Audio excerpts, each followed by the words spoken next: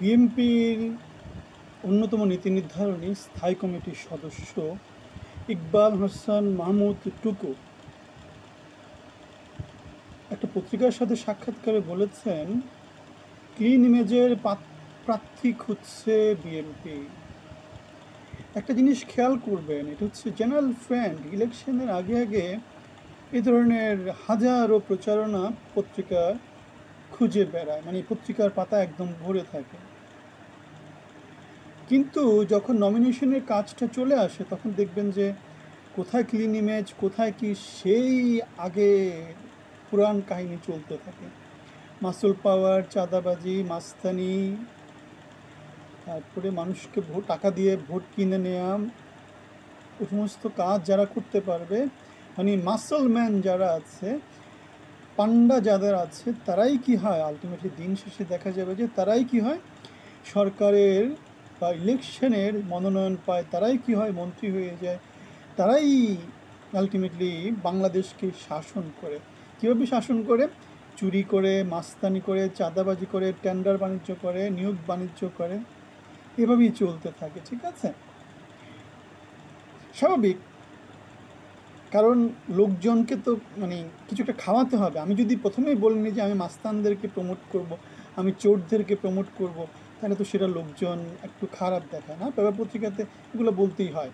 বিএনপিতে সংস্কার হচ্ছে, অথবা আওয়ামী লীগের সংস্কার হচ্ছে, এরকম আমরা শুনেছি না? আওয়ামী লীগের কিছুদিন আগে তো একটা আসছে কি ক্লিন ইমেজের আওয়ামী লীগ, অথবা কী কী আছে না, ওরকম অনেক কিছু। কিন্তু আমরা দেখে গেছি কি, দেখা যাচ্ছে যে আমাদের সিটি কর্পোরেশনে যারা যারা কাউন্সিলর ছিল, মেয়র ছিল, বা তারা সবাই কী হয়েছে, এখনও যদি ক্ষমা চেয়ে নে তাদেরকে এনসিপিতে জায়গা দেওয়া হবে।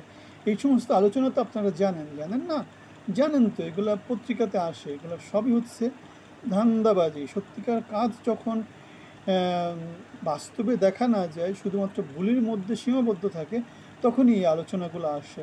সো এখন দেখি আমরা তাহলে এই আলোচনায় ভিতরে কী আছে, যে ক্লিন ইমেজের প্রার্থী খুঁজছে বিএনপি। ঠিক আছে, ওকে, এখন ভিতরে কি বলেছে একটু দেখি। খসড়া প্রার্থী তালিকা জুলাই আগস্টের মধ্যে, সেখানে কাদেরকে রাখা হবে? দলের নীতি নির্ধারণী পজিশনে যারা আছে, দলের বাইরে কাউকে কিন্তু মনে হয় যে খুব বেশি রাখবে বলে মনে হয় না। এখন বাংলাদেশের সুপ্রিম কোর্ট, বাংলাদেশের নির্বাচনী সংস্কার কমিশন, তারা কি করেছে আমি জানি না। একটা ব্যাপার আছে যে নির্বাচনী দল যদি কাউকে মনোনয়ন দেয়, তার জন্য মনে হয় 2% ভোটের দরকার হয় না। কিন্তু কোনো প্রার্থী যদি স্বতন্ত্র, সে যতই যোগ্য হোক, সে মনে করেন যে তারেক জিয়া, সে মনে করেন যে খালেদা জিয়া, সে মনে করেন যে আমাদের ডক্টর মোহাম্মদ ইউনূস, সে ইলেকশনে দাঁড়াবে, কিন্তু তার জন্য একটা ব্যারিয়ার আছে। সেটা কি?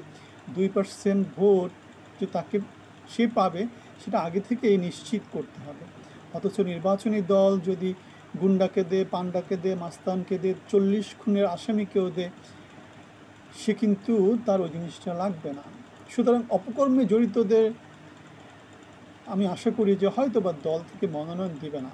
কিন্তু রাজনৈতিক দলের ম্যাক্সিমাম যারা নেতা তেতা, তারা তো কম বেশি মনে হয় দলীয় প্রভাব বিস্তার করে, এলাকায় প্রভাব বিস্তার করে একটু তো অপকর্মে জড়িত থাকে। ক্লিন ইমেজ আর কয়জনের আছে?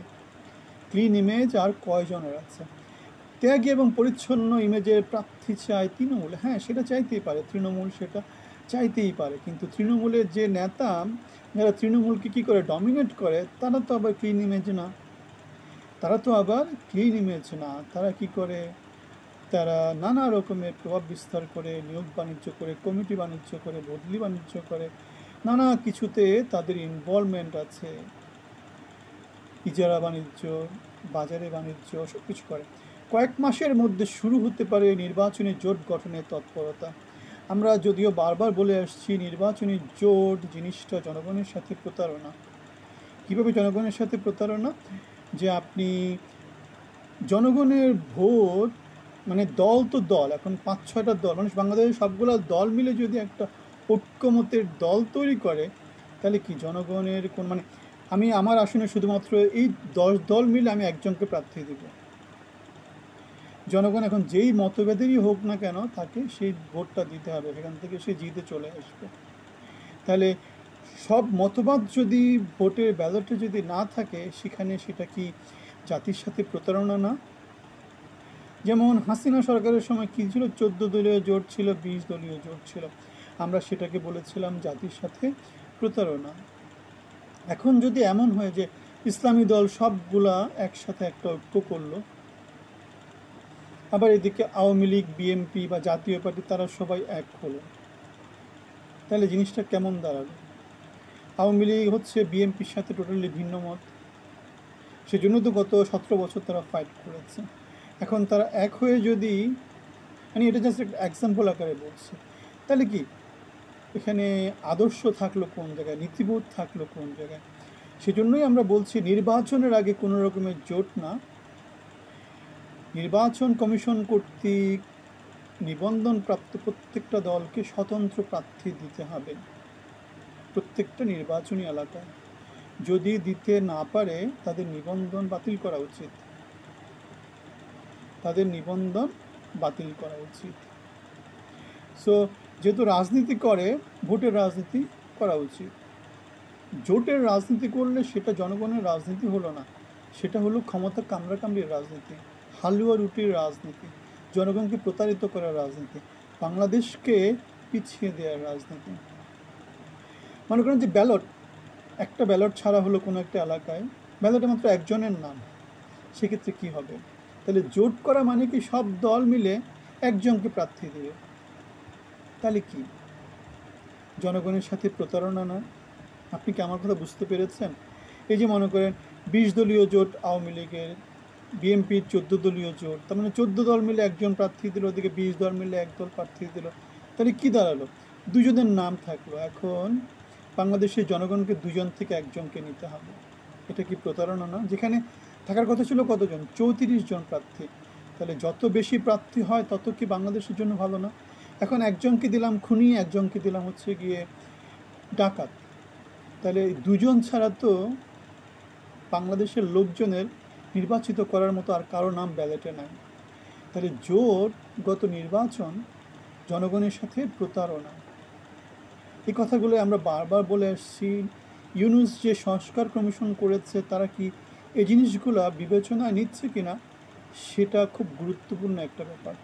সো ইকবাল হাসান মাহমুদ টুকু স্থায়ী কমিটির সদস্য আর কি বলেছেন, বিএনপি নির্বাচনমুখী দল, হ্যাঁ নির্বাচন প্লাস ক্ষমতা, অতীতে জনগণের ভোটে বিজয়ী হয়ে এই দলটি একাধিকবার রাষ্ট্র পরিচালনা করেছে, হ্যাঁ করেছে, শহীদ জিয়ার আদর্শ সেখানে আছে, সুতরাং নির্বাচনের জন্য সবসময় বিএনপি প্রস্তুত থাকে। সুনির্দিষ্ট রোডম্যাপ ঘোষণার পর আনুষ্ঠানিকভাবে বিএনপির নির্বাচনী তৎপরতা শুরু হবে। ওকে, সেটা এই বছরের ডিসেম্বরে হতে পারে অথবা আগামী বছরের জুনে হতে পারে। নির্বাচনী বিএনপির কমিটিগুলোতে বেশ চেঞ্জ করা উচিত, নেতৃত্বেও চেঞ্জ আনা মনে হয় উচিত বলে হয়তো অনেকে একমত পোষণ করবেন। তাহলে যে কথাটা বললাম, জনগণের সাথে এই যে যেটা হলো কি জোটগত নির্বাচন, নির্বাচনের পরে জোট হোক, নির্বাচনের আগে জোট হলে সেটা হচ্ছে জনগণের সাথে প্রতারণা। ব্যালটে যত বেশি যোগ্য প্রার্থীর নাম দেওয়া যাবে সেটা হবে তত বেশি জনগণের জন্য, বাংলাদেশের জন্য ভালো। ব্যালটে নির্বাচনী যে প্রতীক, সেখানে দলীয় প্রতীক না থাকলে সেটা হবে জনগণের জন্য আরও বেশি ভালো। কেননা নৌকার মার্কায় আমরা দেখেছি একটা তালগাছকে দাঁড় করা দিলে সে গত 17 বছর নির্বাচিত হয়ে আসছে। এখন হয়তো বা ধানের শীষে যদি একটা বলদ ফলদ পাগল ছাগল একটা কি বলবো তাল গাছ, বড়ই গাছ, বট গাছ যাকেই দেওয়া হবে সেই নির্বাচিত হয়ে চলে আসবে। কারণ নির্বাচনের সংগঠনটা অনেক বড় একটা ব্যাপার। বাংলাদেশের সাংগঠনিক ভিত্তির দিক থেকে আওয়ামী লীগ এবং বিএনপির আশেপাশে কেউ নাই। আপনারা যারা আমাকে ফলো করেন, আমার ভিডিওগুলো দেখেন, তারা দেখতে পাবেন যে বাংলাদেশের রাজনীতিতে পরিবর্তন আনতে হলে বিএনপি এবং আওয়ামী লীগকে পরিবর্তন চাইতে হবে। ভোটের রাজনীতিতে তারা যদি পরিবর্তন না চায়, বাংলাদেশে কোনো পরিবর্তন হবে না। কারণ হচ্ছে সংগঠন। আপনি একটা নির্বাচনী এলাকায় ভোট চাইতে যাবেন, আপনার যেই প্রিসাইডিং অফিসার কী কী আছে না, নানা রকম পোলিং এজেন্ট, এটা ওটা, বা যারা ভোটের কেন্দ্রের লোকজনকে নিয়ে আসবে, সংগঠন, ওই লোকগুলা দলীয় রাজনীতি যারা করে তাদের থাকে, অথবা দলের পিছন থেকে যাদেরকে সাপোর্ট দেয় তাদের থাকে। অন্যান্য যারা ইন্ডিপেন্ডেন্ট তাদের জন্য সেই জিনিসটা প্রচণ্ড রকমের কষ্টকর হয়ে যায়। তারা যদি নির্বাচনে জয়ী হয়ে আসে সেটা হচ্ছে হিমালয় জয় করার মতো। ওই যে যেটা বললাম, নৌকা থেকে যদি একটা তাল গাছকেও দাঁড় করায় দেয় সংগঠনের শক্তি নিয়ে, গত 17 বছর তারা জয়ী হয়ে আসছিল। এখন বিএমপি থেকে যদি তাল গাছকেও দাঁড় করায় দেয় সেও একই রকম হবে। সুতরাং বিএমপি যদি পরিবর্তন না চায়, 17 বছরের যে সংগ্রাম, সেই সংগ্রামে পরিবর্তন আসবে না।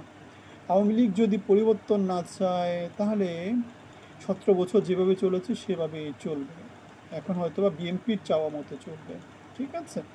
সো আওয়ামী লীগও যখন আবার আন্দোলন করবে তখন আবার তারা নানা রকমের দফা দেবে, ঠিক আছে। ওরকম দফা দিয়ে তারাও কী করবে, আন্দোলন জমানোর চেষ্টা করবে। এভাবেই চলছে বাংলাদেশ, এভাবেই চলবে বাংলাদেশ। আমরা চাই সংস্কৃতির পরিবর্তন হোক, আমরা চাই গঠনমূলক পথে বাংলাদেশ আগাক। আপনাদের মতামত জানাবেন, ভালো থাকবেন, ধন্যবাদ।